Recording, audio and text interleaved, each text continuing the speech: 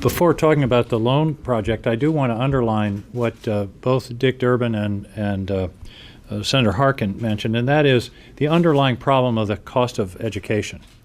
In my former life as a journalist, I once interviewed in the 80s a financial aid officer of one of Maine's colleges, and he pointed out something that was interesting. He said, you know, for the past 50 years, the cost of a good private college in America has almost exactly tracked the price of a new Ford.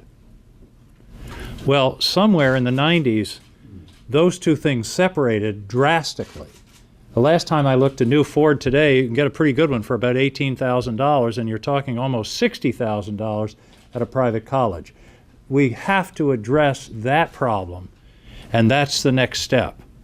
But today, we've talked about this solution, this agreement that will be on the floor of the United States Senate in the next few days.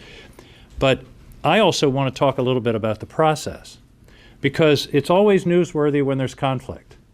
It's always the focus when people can't get anything done. And the gridlock in Congress is, I think sometimes people have one key. They have a macro on their typewriters. You hit one key and out comes gridlock in Congress. Today what you see, and I've got to teach these guys the term nonpartisan instead of all this bipartisan stuff. But what you see are strong and principled representatives of their parties who basically have said the only way we're going to solve problems around here is to talk to each other and to listen to each other. And we had a proposal that we thought made sense, but it's been approved in the negotiation process. And I believe that it's a very strong proposal that to me is the best of all worlds for the students. Right now at a fixed rate, the students are going to suffer when the rate is too high, which they are right now.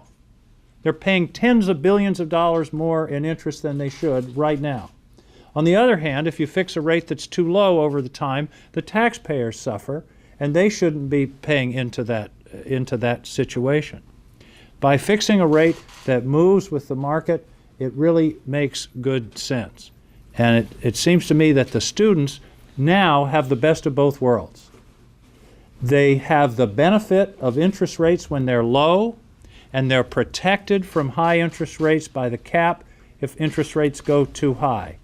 I think that is a great solution for the students of America, and I think this is a great prologue to working together in this year and next year on the reauthorization of the Higher Education Act to tackle some of these other questions that we haven't been able to today. But the good news today is that people signing up for loans in the next month for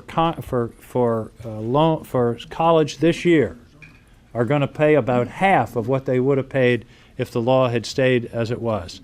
We were able to come together, talk to each other, listen to each other, and find not only a compromise solution, but a good compromise solution, one that we can be proud of and believe is a step forward for the country, for the Congress, for the political system, and mostly for the students.